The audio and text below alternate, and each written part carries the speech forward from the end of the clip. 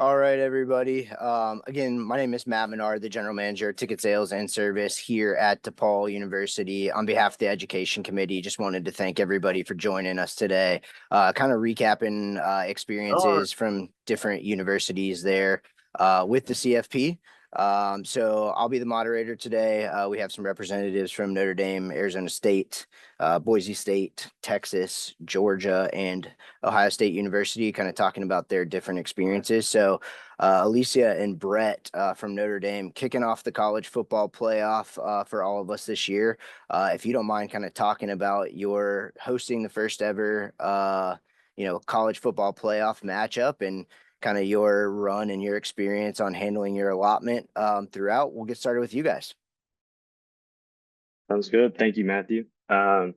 Yeah, it was a really cool experience, first and foremost, to host a playoff game on campus. We had a ton of interest from our student body to our donors, season ticket members across the board.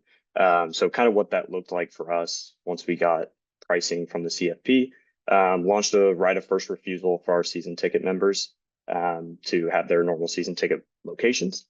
We also simultaneously launched a request application for our alumni donors, people who are close to the university and have ties but don't have season tickets. So we took requests up until the Friday before the selection show.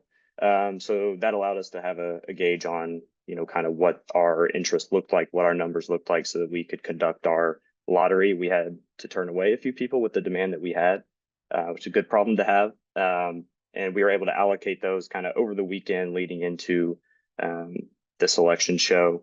So we had everything pretty much set. And I know Alicia worked a lot with our students. We worked with campus early on to make sure the dorms would be open for this game, because I know it kind of falls in that Christmas break, holiday break time of year. So we made sure that students were able to have a place to stay so they could come to the game, with a lot of our students not being local. So we had a great student turnout as well. And the CFP was great. They let us kind of run the event like a normal home game, and really didn't have any problems whatsoever. It was just a great event, I think, across the board. Yeah, touching on students, as he said, we did an application process for students, similar to what we did for season tickets. They were able to go in and order one ticket or two if they have spouses. We allow students with spouses to get two tickets to events. And so we did an application process for them. It was just a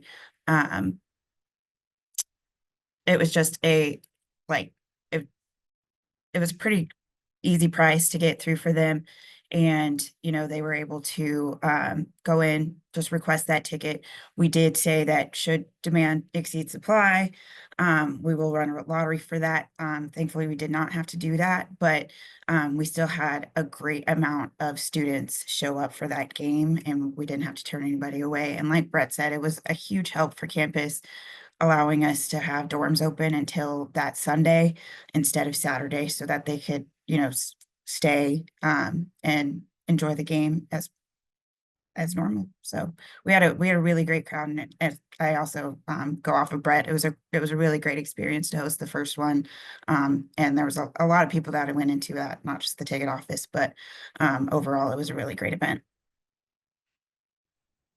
Awesome. Well, thank you guys so much for that. We'll probably come back to you with a couple more questions and when we open it up on that one. But next, kind of another school that had a little bit different of a path into the CFP.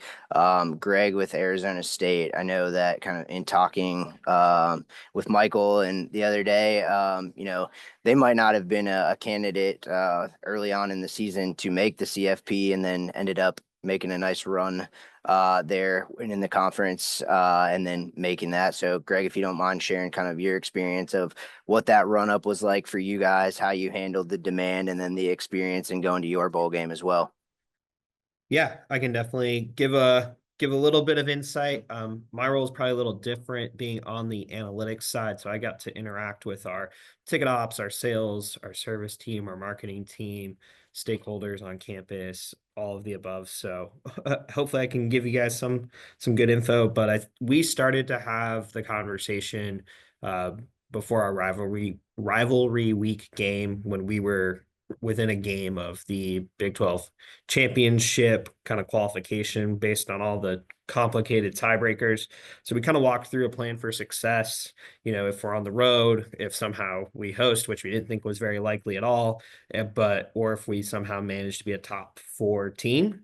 So our leadership team in those departments all got together and we kind of walked through what have we done with March Madness? What have we done with, mid-season games, other postseason games that had that neutral site piece? So we essentially built out a plan for if we won and if we lost, what was going to happen. We already had bowl game requests out, so we wanted that process to stay the same for the CFP. So once we won the Big 12 championship game, we went live with all of the options of what we could have. And we layered those touch points to our fans with an email. We texted our season ticket holders. We had a push notification through our app. And then we also had some other touch points to our high-level donors through the university or through our development arm. So what we were able to do was align that messaging. Since it was so new for a lot of our fans, we realized a very small percentage of our fans had ever been to a neutral site game or a postseason event. Just it's not something we've run into often here, unfortunately. But what we were able to do was make those requests known, walk people through the process. And then I think this is probably something that comes up later, but our biggest struggle was priority point and donor level education. We had a lot of fans that didn't have season tickets or haven't given, and there's a lot of excitement for the fans, but also almost a feeling of entitlement that they should get to go to these games, whether it was the Big 12 championship or the CFP playoff games, when they didn't have that giving history. So a lot of that was what our team had to address with our fans, especially on short notice. So that's changed a lot of our communication, and I think that's probably something different than a lot of other schools on here. Great. Thanks so much for sharing that experience, Greg, and then we can come back with any other questions. Moving on, Andrew from Boise State. Throughout the year, you guys continued to play well and kind of were almost a lock to get in there. So if you don't mind talking through your situation for how you guys prepared after a great season from an attendance standpoint in moving into how you went through and started preparing yourselves for the bowl game and your fan base. Yeah, so similar to what Greg had said, our fan base is kind of similar where, we've only recently shifted to a philanthropic priority model. So we knew we'd have high demand. We knew that we're going to start to run into similar problems, a little rougher on the execution that we had hoped for, the response that we had hoped for, but we were able to get through it. And that seems to be, the biggest thing. But we kind of were in a little bit of a different spot because our entire participation in the playoff, regardless of how good of a year we're having, did depend on our conference championship game. So we had begun planning alongside our conference championship game, which we had to host. We began planning for the CFP as early as October, or first beginning of November, just kind of prepping things, getting the information from the CFP, who was they were a great help, great resource. We had our manifests. So you had your manifests early, your potential manifests early. Things were, obviously, hey, whatever seed you get, you're locked in through the way, and you'll know on selection Sunday what path you're in. So we wanted to get through the conference championship game. Thankfully, it was on a Friday, so I had the entire weekend, and my staff had the entire weekend to prep for the actual rollout on selection Sunday. So that once we knew we won on Friday, we knew that we were in the playoff, and in particular, we knew we had at least the bye. So we decided on Sunday that we would roll it all out. But it's a little hard because demand was just beyond anything I've seen before. And we've seen the NCAA tournament, we've seen the demand there, and it's the only thing I can compare it to, but it's just at a scale that I've never, that I've never seen, or I don't think a lot of us have ever seen. Because we've been to 3 Fiesta Bowls, and the demand was, to what I've been told, beyond what the first Fiesta Bowl was. The same thing, we had plenty of people who requested tickets who weren't donors. We got quite a few new donors out of it.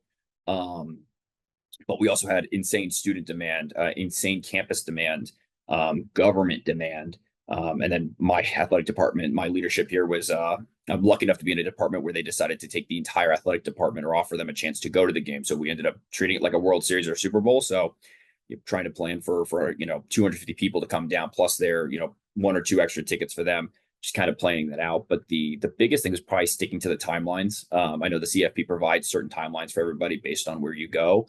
And just making sure that our leadership ahead of time was aware of those timelines and that was communicated to our fans, as we work through of when our deadlines are, especially having that bye, you have a little extra time to breathe and to get things rolling. It almost feels like a little bit too much time though, because that holiday week, that Christmas week kind of shoots by real quick. And then all of a sudden it's there. So, but a lot of it was just a lot of it was the planning ahead of time. And even if you've never been through it, it's just trying to make sure you have everybody on the same page. Is your comms team ready to go? Is your leadership bought in? And it's, even to the point of if we had been on the road in the first round, we would have had a conflict with men's basketball and women's basketball games at home. I had to fly back the night after the Fiesta Bowl with one of my staff to make sure that we could staff a women's basketball game the next day. There's a lot of ancillary stuff, especially at our level, where we don't have as wide of a staff sometimes. And I've got to deal with the Potato Bowl before Christmas too that we manage for them. There's always it's not just focusing on football, but it's everything else around that as well. Awesome. Great. Thanks so much for sharing on that part, Andrew. Now kind of jumping into we'll go down to the SEC with Texas with Marty and Dan with Georgia, but we'll start with you, Marty, on the Texas side.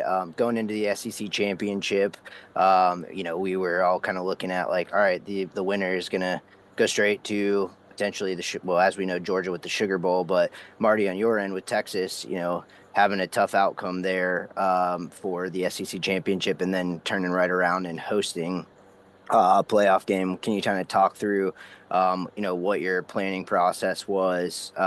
Hey, if we would have won, here's what what we were thinking of. And now that, we got the result, how did we have to pivot and adjust from there? And then your experience as well, hosting the first round playoff game there in Austin.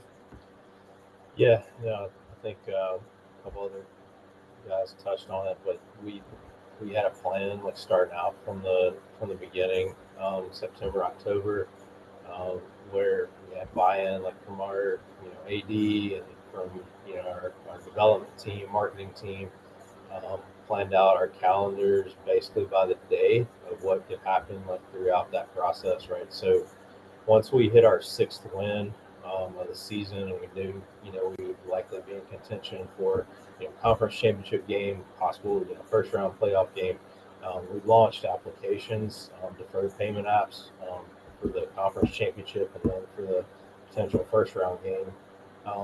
One thing I thought that helped us on the first round game application, we basically gave everybody their same seats as their season ticket locations, and then set our app like in pack so that they couldn't drop any seats. It was kind of all or nothing. And so that wound up working out for us. If you didn't request by the deadline, basically what we did after the announcements, we still let donors, like those season ticket holders that didn't request by that deadline, still had a chance that week to get tickets. They may not have had their same seats, but so we had those two apps. We left those applications up after Selection Sunday. We got through the day Monday, took those down. So I feel like from a planning standpoint, it helped last year being in the semifinals in the CFP. So we had crazy demand, last year for the semis and national championship. And so what we did this year, a little bit different, was we limited the donors and season ticket holders after the first round. Like basically for that quarterfinal, semis, and championship, you had to be a $1,500 donor and above to request that. So they kind of set some expectations, from the start. We were fortunate that we hit all of our allotments for the Peach Bowl and then the championship. If we had advanced, we would have been able to take care of everyone. We did have a cut for the Cotton Bowl, being so close, a few hours up the road in Dallas. So, but yeah, overall went well. The CFP was great to work with. In constant communication with Mike Boss. I think for all of us that have worked with him, they were super helpful. We had all of them, manifest, like everyone said, pricing ahead of time. I think the one thing we probably do a little bit different was communicate that pricing in advance, or a lot better, like during the request process.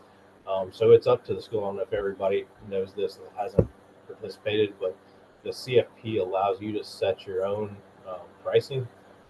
So they have some suggested pricing, which some schools go with that. Some schools mark that up a little bit, based off demand in the market, secondary market. So we did that a little bit. We're able to gather some additional revenue. So that was helpful to offset a lot of the costs we all go through during the postseason. So I think like next year, hopefully in the future, we'll be a little more transparent with that. But overall, great experience for us. Awesome. And then Dan, jumping to you over at Georgia, talk about your experience there. Again, SEC championship, and then going down to New Orleans for the Sugar Bowl. What was that like on your end?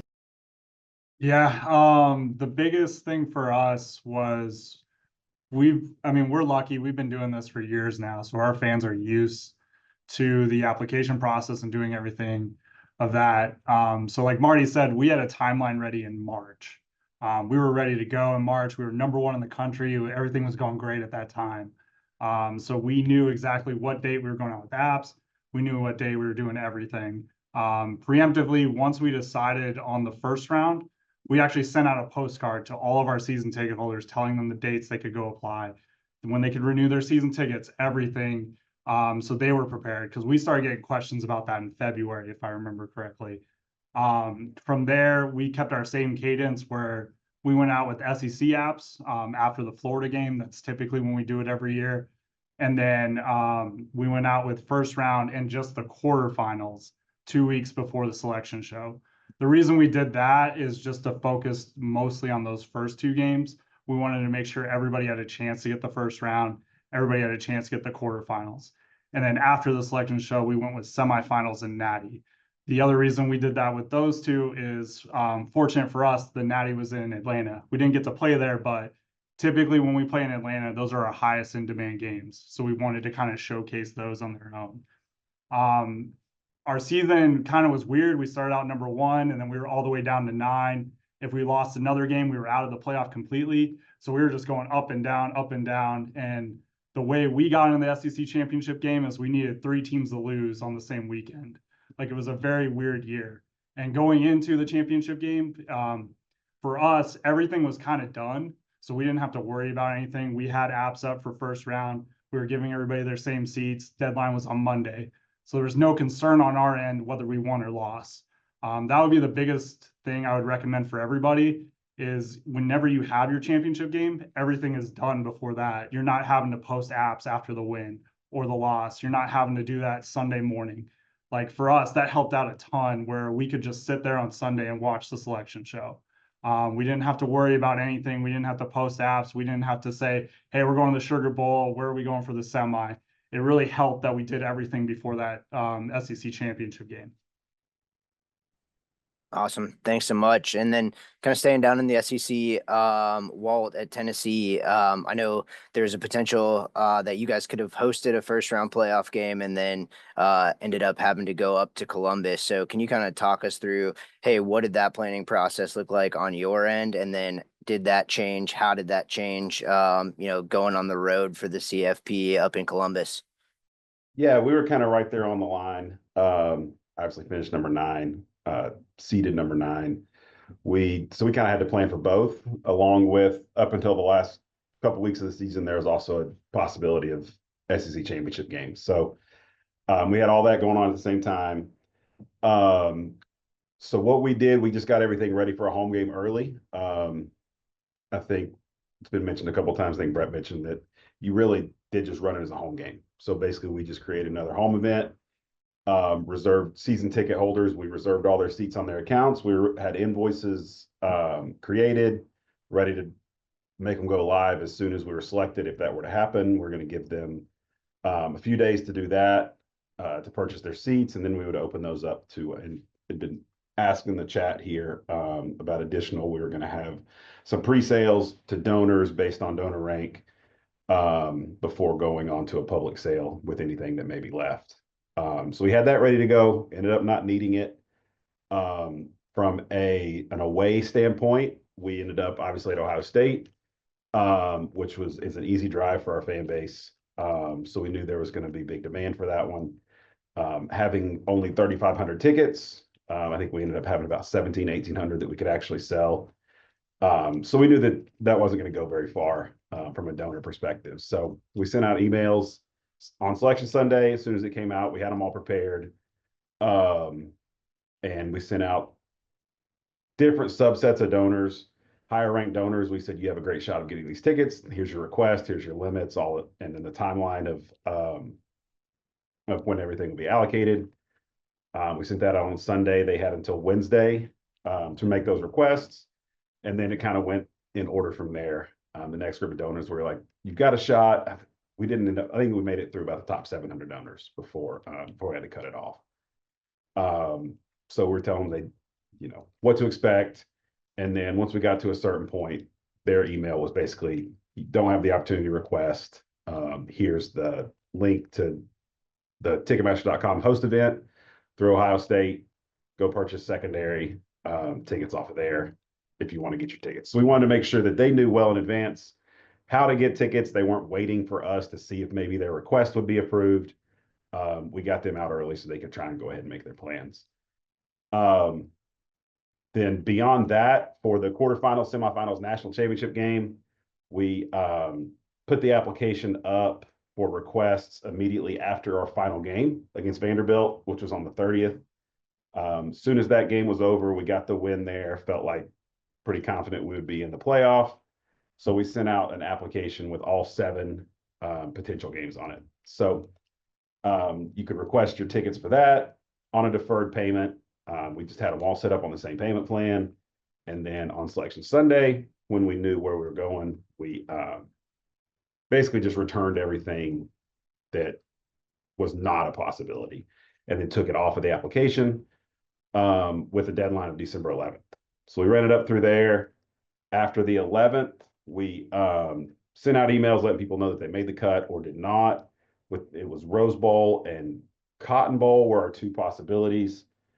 So at that point, everybody that made those requests was kind of dropped into a bucket based on donor rank to go in and select their own seats. So it's the first time we'd really done this, done it in this way.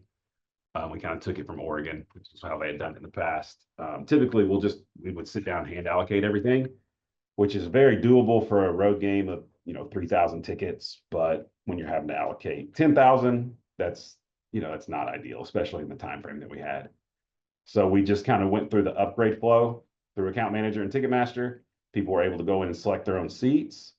And then if they did not select their own seats, once their window was up, then we'd go in and hand allocate. So we were able to get through about 2/3 of them would do it on their own. So it cut out a lot of the work on our end. We did Rose and Cotton at the same time, just because of holidays and everything. We went ahead and got those 2 out of the way at the same time. You were selecting your seats. They would just put you back on the deferred payment plan, only to be charged if we were to advance, which obviously did not happen. So then we just returned everything, and it was all clean at that point. We had plans to do the national championship game on January 2nd, should we have advanced past the quarterfinals. Obviously, those plans were not needed, but that was how we were planning on rolling it out. Awesome. Thanks so much, Walt. And we'll wrap it up here with Kate. Obviously, at Ohio State, multiple events in a 4-week period on your guys' end, from hosting Tennessee there in the first round all the way through the national championship. So Kate, I'll let you take it from there to talk through how you guys manage the multiple events and going from there. Sure. So a lot of what everybody has said is basically what we did as well. We went out on November 7th with both the Big Ten championship potential and then the first round at home. We were fortunate in that we could just let season ticket holders retain their seat locations at home. So we just did a right of first refusal. We left that process up until the deadline was Monday after Selection Sunday. What kind of happened in between there was unique, and now it's a good story, but at the time the feeling around the team was not great as we didn't get to the Big Ten championship. There was a big loss at the end of the season, so our messaging around that and then hosting as opposed to where we thought we might end up with the bye was a little bit of kind of a tricky communication standpoint because we couldn't really message a ton without getting a lot of feedback at that time. So we went out with Big Ten championship and the first round that kind of second week of November, let that kind of do its thing. We did all deferred payment. And then on Selection Sunday, we went out with the quarterfinal, the semifinal, and the national championship game, all to all of our season ticket holders. And those had kind of rolling deadlines. So based on the timeline where our data was due to the CFP, we backed up those deadlines by about 10 days or so to try and get us enough time to allocate, assign seats, all of that stuff. We tried to keep that communication pretty simple, but also kind of outlined, here's the dates, here's what it's looking like, and just kind of gave people a range of prices. Since we do allocate by hand, which I love the idea of doing the upgrade window, so I'm gonna also maybe steal that from Oregon and Tennessee. But we do allocate most of our seats by hand, by donor level. So we let people pick at any price level that is in our allotment, and then we're kind of assigning from there. So we just give a range of prices, and then we can assign within that. We typically don't like to go up in price, but we'll go down in price in our allotment based on what we have and where their donor points set them. So the one kind of pivot that we had to make midstream, I think we expected that demand would be low for the rose and the cotton. Rose, it's hard for our fans to get to. It's across the country. And then also cotton, we were just there last year, had a really bad outcome. So we didn't expect that our season ticket holders would necessarily go to either of those games. We thought that people would kind of hold out for that championship game in Atlanta. We were wrong. So there's a learning from this first round.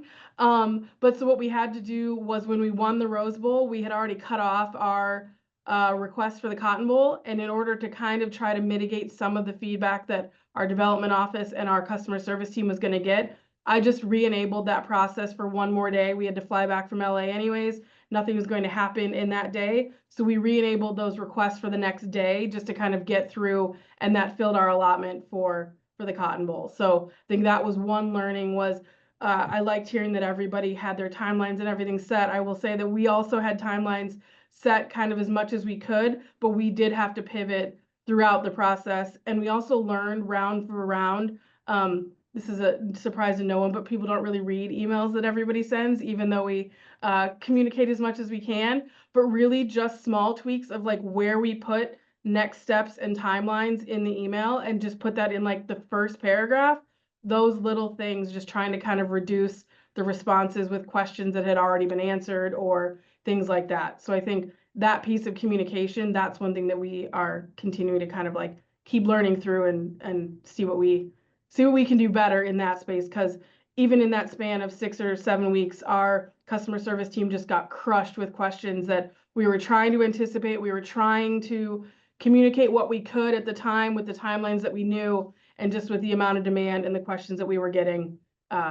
Yeah, I think that we would like to find a better solution for that one as we move forward.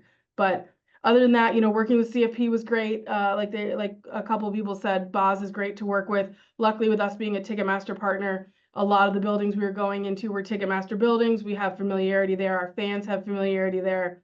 I would say the one maybe challenge that we've experienced, I think I've heard across some other schools, is the element of student tickets and how many you get for each bowl game and how that's handled. That can be a little bit of a challenge, especially if you're going to a national championship and only getting 500 student tickets for a pretty large student body. So I think that's one thing that we continue to look at, and hopefully the CFP continues to look at too, is how that allotment is broken up, and students are a big part of the atmosphere there. So yeah.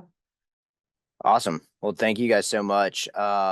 I'll kind of jump through some of the questions in the chat before we open it up to anybody that might have direct questions. But really, for the panelists, it sounds like season ticket holders, donors, based on certain levels, had first crack. Did any of your schools, did you open it up to anybody past season ticket holders and donors? Obviously, it sounds like from all situations, demand was super high. So that the answer might be a quick no, but I'll let you guys open it up where, hey, we did open it up to anybody, another subset within your universe there. We did a public sale for the Cotton Bowl, or a public request process. I will say that we ended up filling none of those orders because we did end up having demand from season ticket holders. But in preparation that our demand was low, we did a kind of a wait list for the public. Most of those people ended up not being Buckeye fans, and I'll leave. But so we did not end up filling any of those public orders. We only filled season ticket holder orders. But we typically, for bowls where we expect lower demand, we'll do kind of a wait list process for the public with deferred payment. That way we have orders ready to go if we need to fulfill them. But in this case, we didn't end up having to do that. So For ASU, we made all of our requests from the championship, bowl games, everything throughout the whole year open to the public, but we clearly state on our like page and on the confirmation email, we allocate by football season ticket holder status first, and then the number of priority points that someone has. So that helped us make sure we got all the information. We were also able to do, the reason we did that was we actually wanted to collect anyone that was interested in coming to games, because we wanted to be able to market season tickets to them or other items down the road. We're in a unique situation where we never go to the public. So like for us, the cutoffs were at 20,000 points for most of the quarterfinals. We had to lower it for the Orange Bowl if we made it to the semis. We were going to have a general public on sale with the first round, but that was only going to be the day before the game. So like at that point, we were going to go back to donors because we were trying to avoid what kind of happened to Ohio State, where if we were playing Ohio State at home and their fans just overloaded us. So we were trying to avoid something like that. We also went kind of similar to Arizona State, where we didn't want to deny anyone just in case a lot of our fan base is not season ticket holders or they're not donors. We didn't want to preclude them from this. Similar to Kate's situation, though, only our donors, we've fulfilled only donors and season ticket holders. Anybody who is not affiliated with us, we did not fulfill. And a key part of that was that communication on the front end of, we made it very clear after we closed or as we got through our request process that based on demand, if you would like to better your chances of we kind of we gave like a little mini priority giving period to try to increase that. We did end up making a little bit off of it. My concern would have been, had we have ended up in the Orange Bowl, had we won against Penn State, 12,000 tickets is a lot. Our fan base may not have traveled to the Orange Bowl, and kind of similar to Kate's situation with the Rose Bowl and the Cotton Bowls, is we just also didn't want to put ourselves in a position where I'm relying on dumping tickets to either Notre Dame or Georgia, depending on who won their game. So we're trying to see if they wanted more. But it's a tricky battle. I know we talked yesterday in the call. I think there's a little bit of a mix. We had a call with the CFP yesterday, and it was a kind of a mix of whether you want to go through the battle of cutting people or not, just based on that threshold of public demand. Here at Notre Dame, we knew quite early that we were not going to have a public sale especially for our home game. I think the selection show was on Sunday, and I think we knew by Wednesday or Thursday of that week that we were not going to do a public sale. So for us, it was a pretty easy no for us for the home game and subsequent rounds.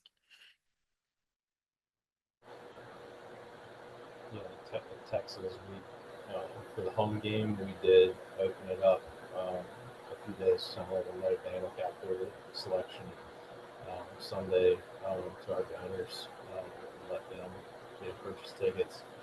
But every other round, you have to be a season ticket holder and have a $1,500 annual gift for the request.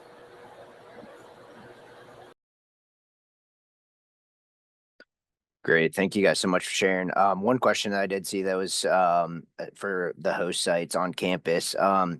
With your season ticket holders, I know a lot of you said they were a majority of them were able to keep their seats there.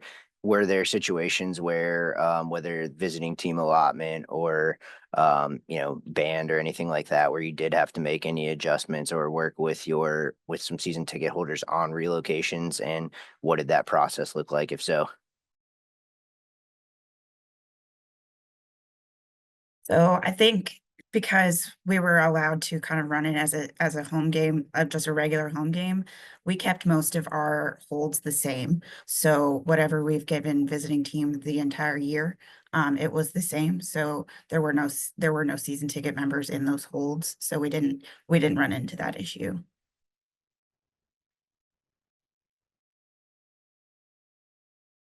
We were the Great. same. I would say we took advantage of the fact that you couldn't have recruits on campus and use those seats for a lot of the holds that the CFP needed because they met their requirements. But since we couldn't have a recruiting footprint, that gave us some more wiggle room in better seat locations for the CFP, and we were able to adjust our visiting team holds as well in some of those areas. So we got fortunate in that to not have to reseat everybody for that game.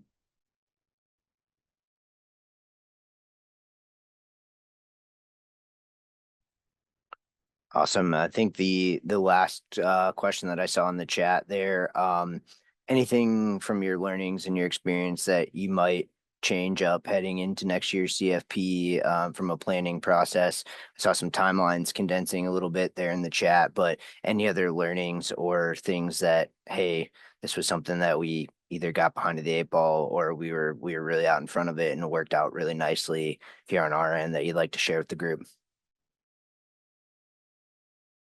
I think Kate touched on it. Like the timelines that you set are critical, but be flexible. You're not going to nail it.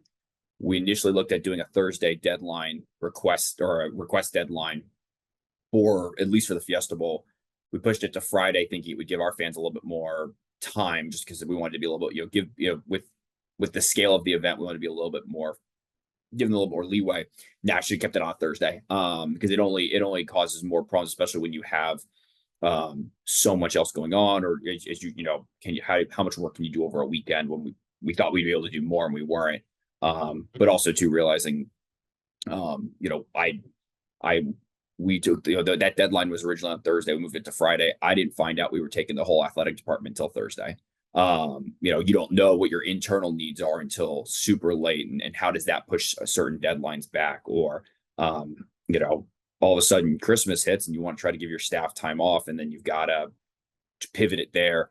I think a lot of it's just that a little bit more flexibility to it, but you got to kind of go almost like I think we all had to kind of be the lambs to go through it first to kind of figure out what the process looks like moving forward for others. Like I think that was the one thing, is that no matter, unless there's Dan and Kate have been in the CFP before, they've you've been in bigger games, but I think for the most part, this was such a new experience, having to almost treat it like an NCAA tournament, but without just on a much larger scale. So there's a lot more of, we had to kind of see it to go through it to kind of see what we could even just tell others moving forward.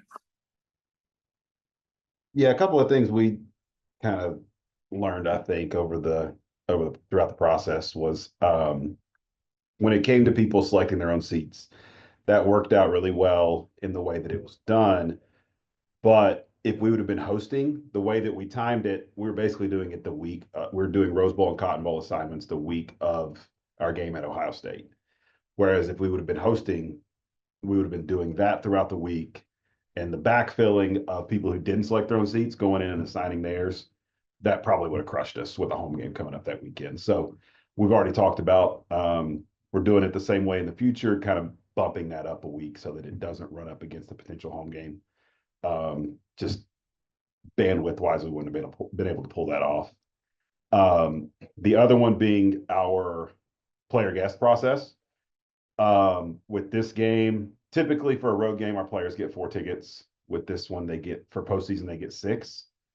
Also, typically for an away game, we traveled, I think, 75 to 80 players. With this one, they were able to take everybody, including an early enrollees. So they did take everybody. So that's 140 players at 6 tickets each, which almost 700 tickets, I think, versus normally being 300. And with CFP, there's some extra things that are happening there. There's some reimbursement checks. There's wristbanding going on that's not typically happening at a road game. So our player guest process was not as efficient as we would have liked for it to have been. There were some people on the call yesterday talking about distributing some of that stuff the night before at the team hotel. So you go ahead and get a lot of it out of the way that way. Kind of speeds things up on game day. That's probably something we'll keep in consideration.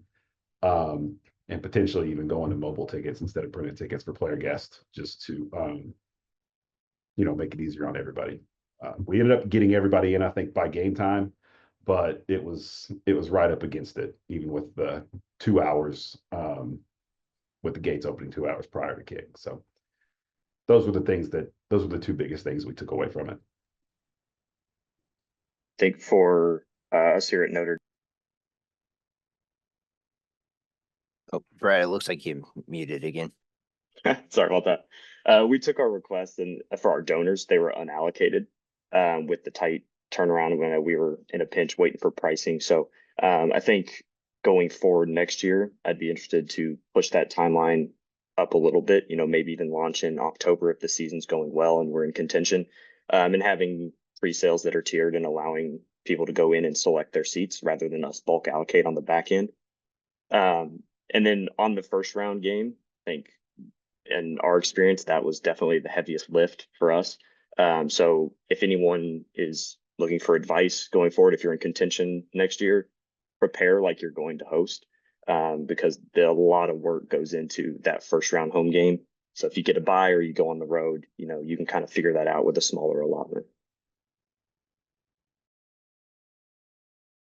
I think just to not reiterate what other people have said, because we had a lot of the same learnings, but Kate briefly mentioned it, the language matters so much to your fans and avoiding customer service potential nightmares or miscommunications or clarifications. So I think our big thing that we did really well was we over communicated. We emailed people each night that we received their request. We emailed them when we knew we could provide them a seat. We told them the date that they would get their actual seat. We texted them when we knew the seats were loaded, if it was by another provider, if it wasn't us. And that cleared a lot of headaches for us.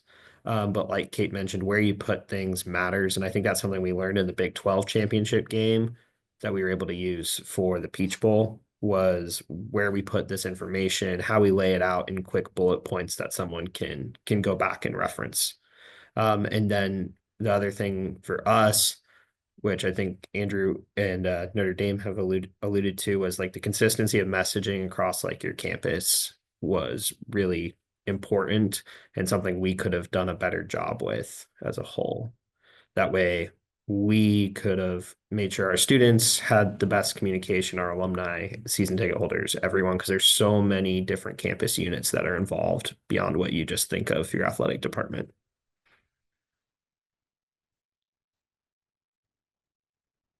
I think for us, Brett kind of alluded to it. The thing we're going to do next year is to have the first round done.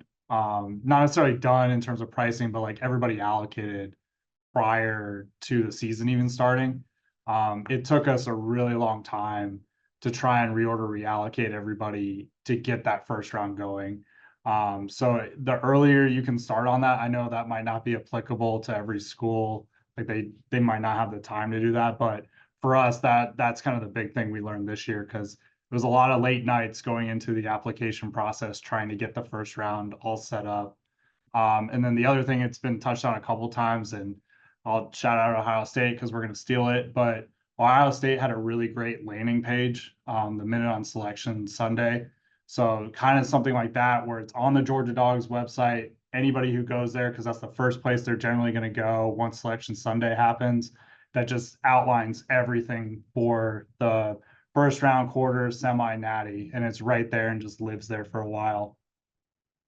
Kate, was that the page that was kind of offered up by the CFP or by somebody working with the CFP to each school?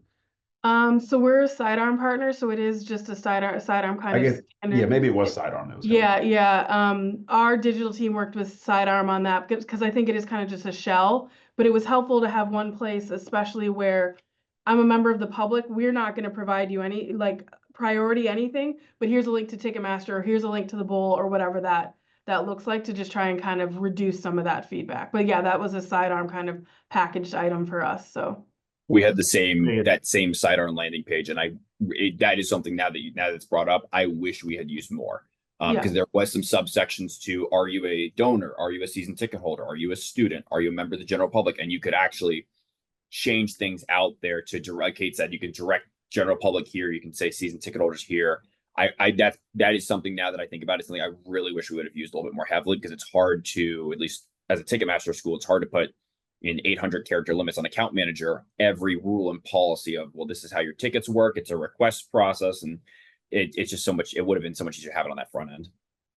Yeah, they came to us with that, and there were some additional costs and stuff to using that service. So we ended up not going that route, but the way Ohio State used it looked really good.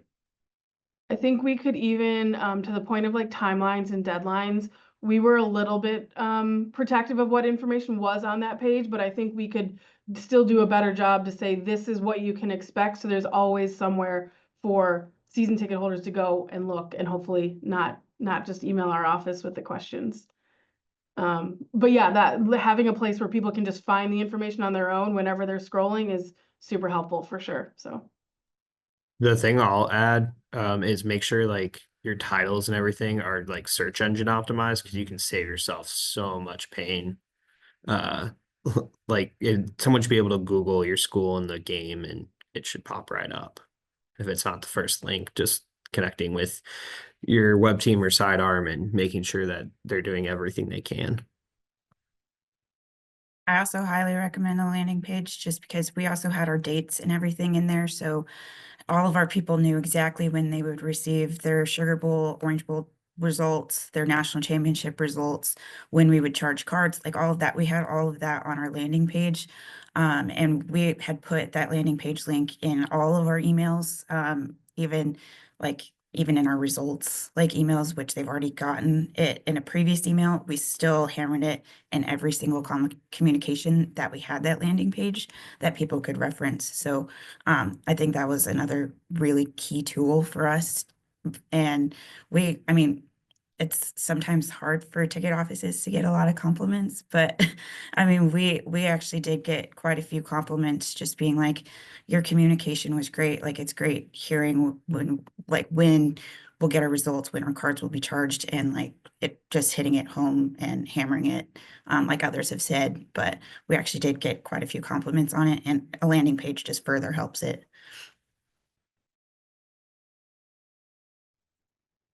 Awesome. So we've got about 10 minutes left here. I'll open it up to the group. Any questions, from anything that you guys have heard for any of our panelists? And if we'll go from there.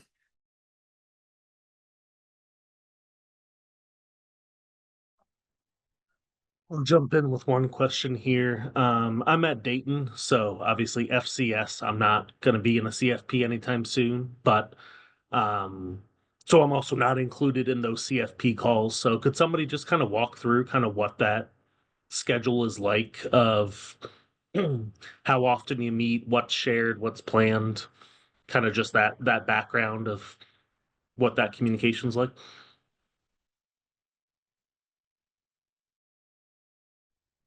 I think most of us had our first call in November, like early November. CFP reaches out to basically everybody in the top 25, if my memory is correct.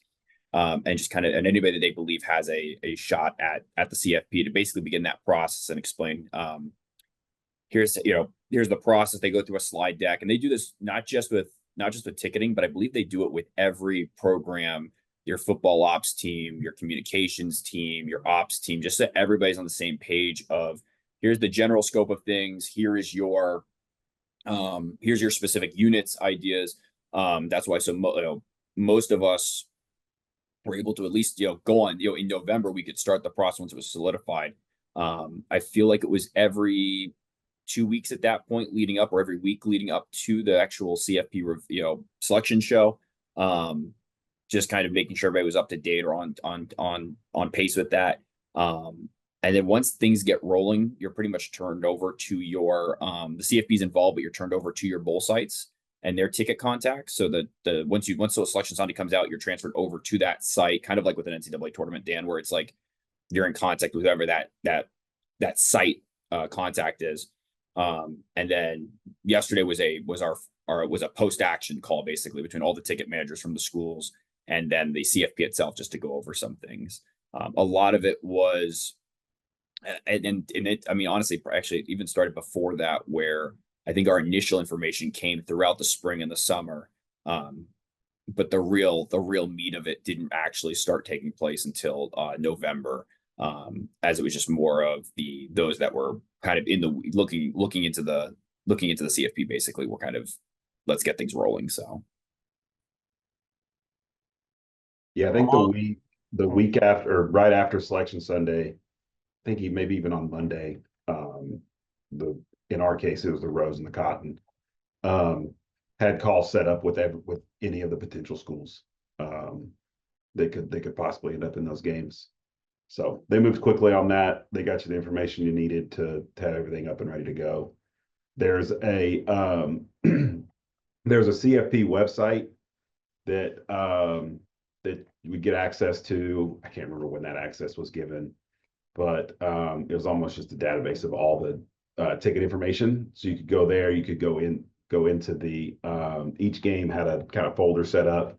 Each potential host site had a folder set up where you would go and you would kind of upload your allotments, your pricing, your maps, all of that. And then you could also pull the bowl site information off of that. So essentially, as soon as you know which game you're going to, or if you wanted to get ahead of it, it was all right there. All the information was in the same spot. You could go and pull in the pricing, the maps, the allotments based on which side of the stadium you were on. They had all that information readily available to you, just all in one spot.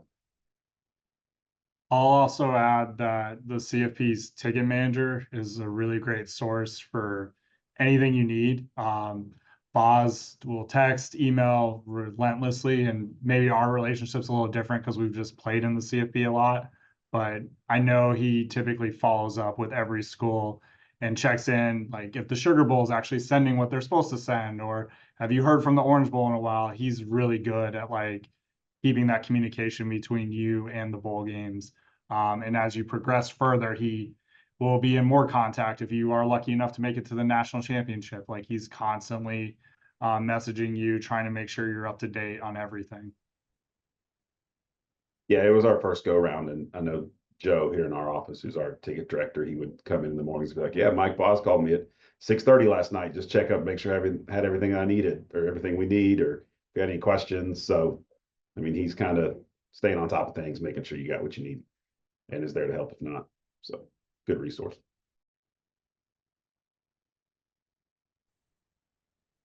We've got a couple minutes left. I probably have time for one more question if anybody else has one. And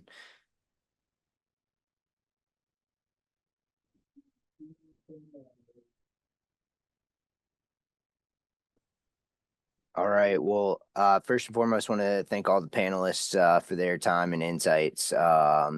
Especially for us not having a football program here in Chicago. Great learning experience just from listening to what you guys went through as well. So thank you for your insight. On behalf of the Education Committee, thank you guys for your participation. And thank all of you attendees for joining us as well, and have a great afternoon. I also just wanted to say real quick too, like if any of you are in this in the situation of either hosting or being in any of the CFP games, like I'm sure Brett from my office, we'd be more than happy to be a resource for you. Just more than happy to just email us, text us, call us, whatever. We're happy to help kind of go over what we went through and any more of that, but we're always happy to be a resource. I'm sure the other schools could attest to that as well. Great. Thank you so much. Have a great day, everybody.